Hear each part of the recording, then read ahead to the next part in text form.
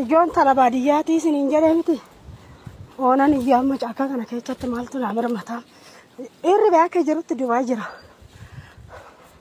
Maarame hafuura asitti waaqni harka argitanii caakkaa sinitti agarsiisa afaan fiqirii wanti.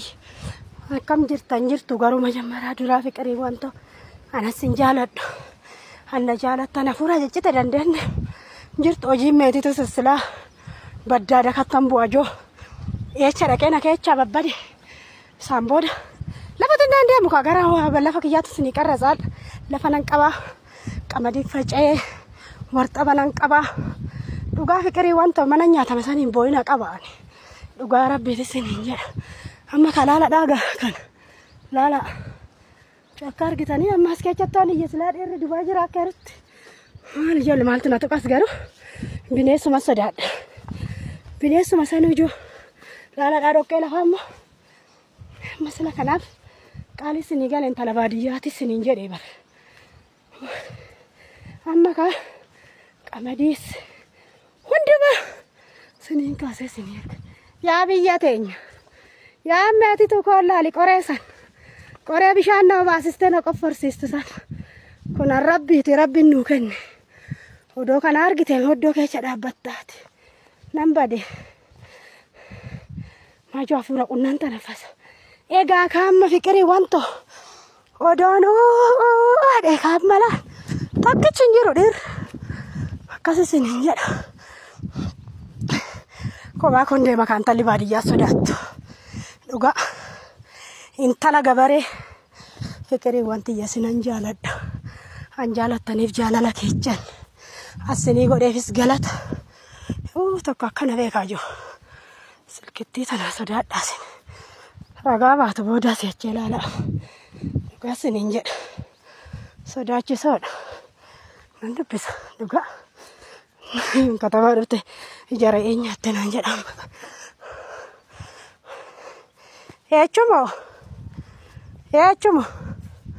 Eechumoo naguma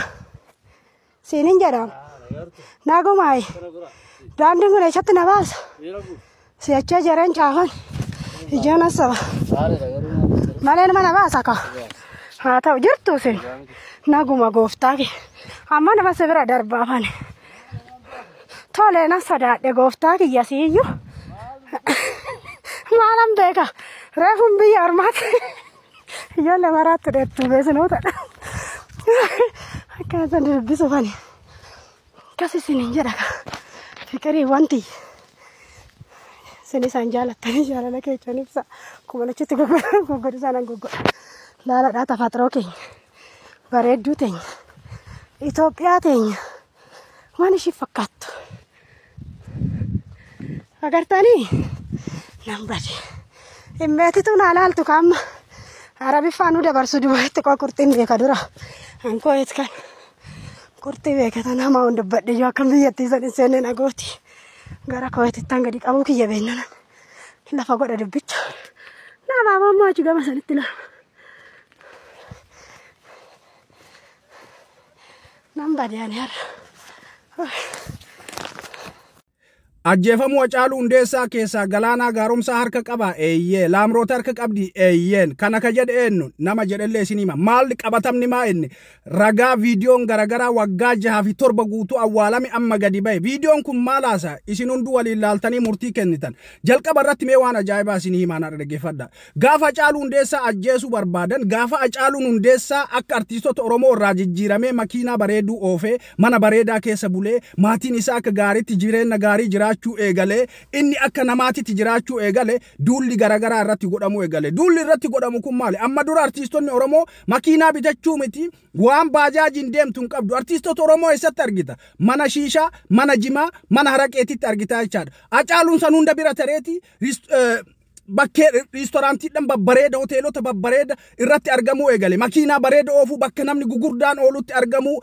konsertiidhaan gurguddaa irratti argamuu eegale mallaqa godhachuu eegale biizinasa garagaraa keessa seenuu eegale. Kanaaf habashoonni hin gubatan. Amma dura habashootatu bakka akkasiitti argama malee ilmi Oromoo sanyiin Oromoo namni afaan Oromoo dubbatu namni keessattuu Oromoodhaaf quuqamu bakka akkasiitti hin argamu. Kun isaan gumnaan maal godhan jaldeessa akka kiyyaa fi akka keessanii warra miidiyaa raawwachu kana itti gadi dhiisan maal jedhanii Hacaaluu hundeessaa qeerroo irraa gara feerrootti jijjiirame mootummaan bitee jira mallaqa mootummaa nyaataa mana jijjiiratee jira uffata guyyarraa jijjiirata holola jedhu kana keessa gadi dhiisan mucaa miira keessa galchan miidiyaan kenna ka qabnu mootuyyuu miidiyaan danqamaan miidiyaa nama rakkootti malee rakkoo keessaa nama baasuu hin beekne yeroo sanitti sa'aatii fokkisaa san keessatti Hacaaluu Hundeessaa fidaniiti waan inni gubata garaa keessaa qabu waan yeroo sanitti intervii nama hin godhamne intervii godhanii mucaa daa'ima mucaa miskiina mucaa qabsoo malee waan biraa hin beekne jaalala malee waan biraa hin beekne gadi bulgaafachiisanii duubaan maaltu jira karoora baafamee jira Hacaaluu Hundeessaa yoo nu akkana jenneen miidiyaan kun hin waamaa gaafii godhaa fi san booda gaafa isaa gaafii godhan namni gara garaa itti iyyaa gaafa san jidduu kana isa kararraa dhabamsiifna. Karoorri isaanii kaayoon isaanii galma ga'ee Hacaaluu Hundeessaa kararraa qaban baga gammaddan warri waan san hunda keessaa harka qabdan baga gammaddan har'a ammoo waggaa 6 booda Galaanaa Gaaromsaa makiinaa bareedduu godhannaan mana bareedaa ijaarannaan bakka artiistonni Oromoo duraan oolan mana haraqee mana jimaa mana shiishaa bira taree bakka garagaraa bakka babbareedatti argamnaan gubattanii ibiddi isin qabatee waan habashaan godhaa isin hin jette gochuudhaaf miidiyaa irratti gadi baatanii du'aatii Hacaaluu Hundeessaa keessaa harka qabatan urgitanillee gaafa viidiyoo kana laale shakkiin garagaraa na keessa dhuufeera viidiyoo kana wayita 4 wayita 5 laaleeti Omar ragaa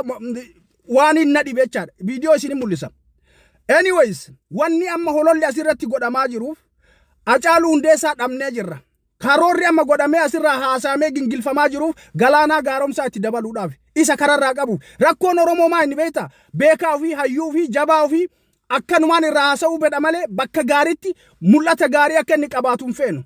miqqanyaa fi haasidatuun keessa baatachaa kanaaf isallee dhabamsiisuudhaaf miidiyaa kanarra baatanii girgir qabatame yoo taate Laamroot mucaa kana gaafa manaa fuutee bakka saniin geettee isa ajjeesiftu bira jirti eenyu akka ajjeese maaliin akka ajjeesan eessatti akka ajjeesan Laamroot quba qabdi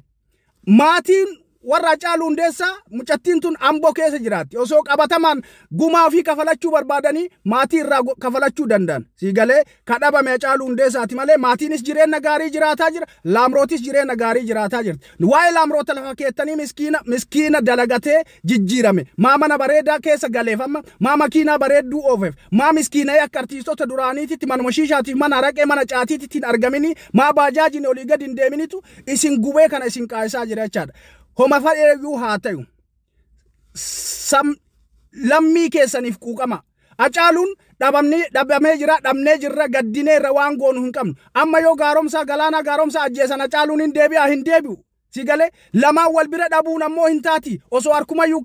keessaa qabaate cal'ifnee gadi liqimsinee sunillee kennumaa kunillee kennumaa callisuu qabna malee sun ajjeefame kunillee duuka haa deemuun gocha diinaati obboleen kee kanaaf diinatu miidiyaa kanarra baay'ate.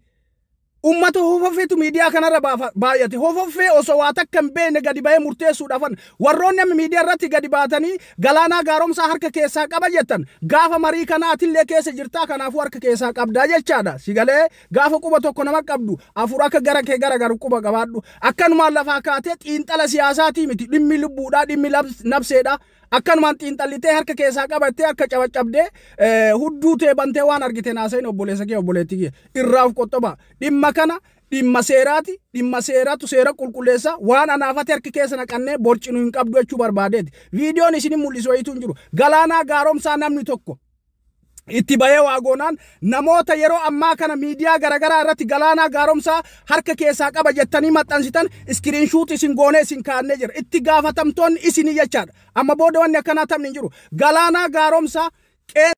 Ummana amu biragaleetu amu inanfeetu meeran bulani nanfadan abbaa kee biragalina njaani na cafaga wali nyaaru dhebeeti nama garada ummadiya ya rabbi zuadu ummadiya malagati qola erga umma rabbi zuadu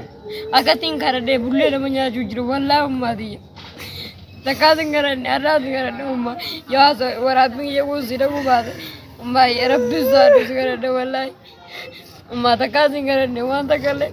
Riangi yawa unda berani goratan, ani mau kebaya anjir ada umat dia walai. Abang ya single aja, kisi kantara, mantak kamu aja. Agak tinsa tak agar ada umat walai, Rabbi narga walai umat dia. Tak kamu sekarang ni, garapati begaran, nanti itu dia umat. Umat dia walai, tak kamu sekarang ni, arah ragu tu beri dia. Mati ya walai تكوان تكسين فري ربي نسي فري يو ديوان تكنا قوت والله أما سكرنا نقود أما والله كتير نمبرنا ما هون تجيبه أما والله أنا بيجارين تجرو أدرك إيسله بيتي تيسد كرمي بكم بزدي ما أنا دامكم مكان ما تيجينيو هلو بولتي بيرم بولي نبيت لا أما وان تكنا قوت إذا نجي كده تابو ميجاز أمو بكامرو تجانا متيسه أما قلني كأنه والله أما ديا والله أما قلني كأنه أما ديا كنا سيدام مدوما نجدي فكيسي جرتم بيتو بيجالا جرتم ما ديا جتشو مالي أتكاد سندبس نسر كده أركتين بيتو أركب ميرم بلاقي سنة بيجانا نجيب سيتي كاب براس برادي متيسي ما ديا لا تكان برازي مده يا بوليان كي جوني نجيساني نمني الموك أبونتي نمني بوليان كابونتي نمني هذا جاي نبيتن ميا هذاتي شير كوبرينج شير ولي قدام هذا إيش خنا برام نوجي هذان يو أگر تيا بوليتي تيجي المخيتي مكان كينيوتي مبارك يا كي أنا أكتر تجرو سيف مجرا أكتر بواج ونوم شاخيني أگر تا بوليتي تيا خنو يو سبران كي سي مجاخنا ونو نجلس سي ونو تاسي بتأسر كي تيا مجاخنا بجان इसी तरह भी राष्ट्रीय कंपनी के कोड़ा बोलबरा ना गगा बड़े यंग ये सीन वरी नजर जो बड़े यंग योरी ना जा वो था तो मुझे खाना गुत तो अंकमा की थी अब्बा है गबरता येते ना दीप्ते सूदी रादेविते मान तना गिब्सी कायरो इर्ते जो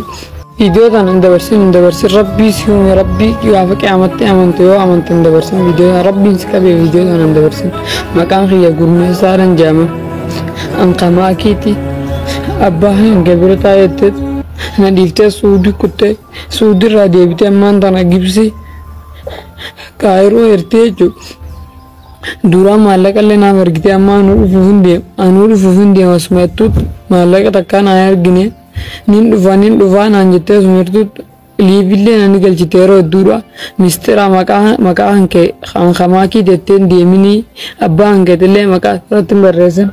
gurmesa ko faji banadu anjete aren je liibirratille maka finde anjete se arabsan manquni ha jedin tajira man dana rat walille elan kaftu khaysan sagale tergulle elan kaftu please ummata share tnagoda umma malaga na ergen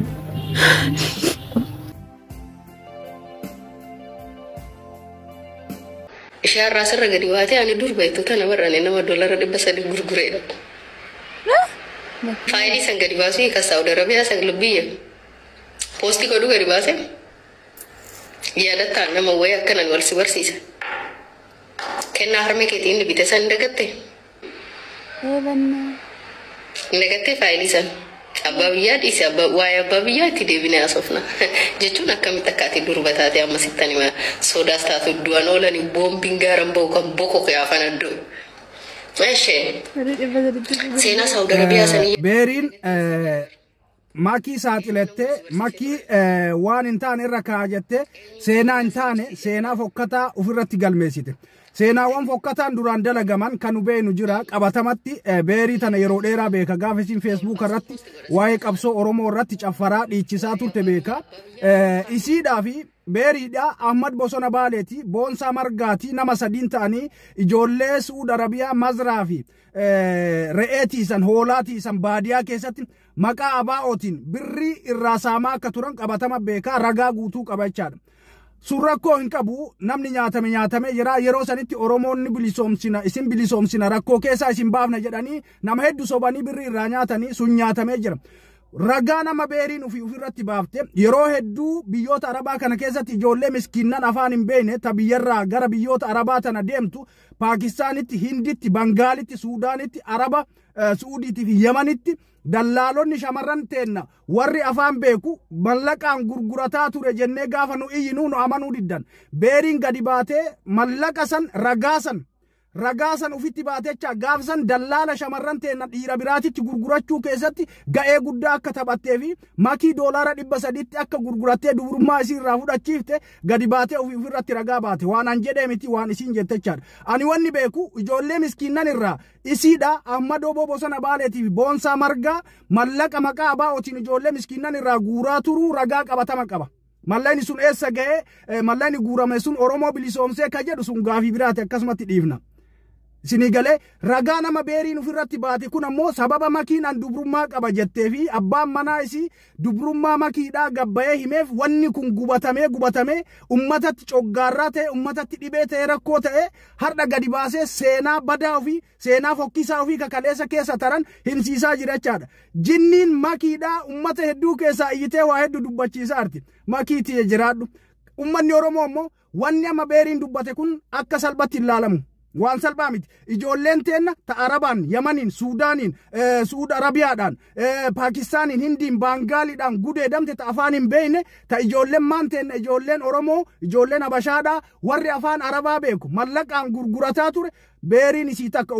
ufii ufimte anaa miti ka jedhe. Kanaaf dubbiin kun dubbii salphaa miti beeka. Dubbii salphaa jinniin dubrummaa makiidhaa nama hedduu keessaa iyyaa jirti nama hedduu isiisaa jirti. Beeriitiyya. Bareeda goote nu amanuun kee waan guddaadha galatoomi namni ammoo ufitti ragaa ba'uun ragaa biraa nama biraan barbaachisu doolaara 300 gurguradhee ragaa qaba jettiin yoo beeriin viidiyoo makiidhaa ragaa waliin gadi baaftee gurguramuu isii gadi baaftee doolaara 5,000 beeriidhaaf hin kenna yoo isiin maqaballeessaa osoo hin ta'in viidiyoo qabatamaa ka isiin nama biraatitti gurgurattee dubrummaa irraa fudhatame as baafte jechaadha.